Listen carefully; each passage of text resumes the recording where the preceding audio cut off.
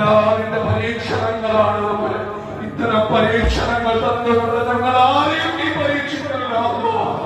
ഞങ്ങളുടെ ഭാവികളാണ് റബ്ബേ, ദോഷികളാണ് റബ്ബേ.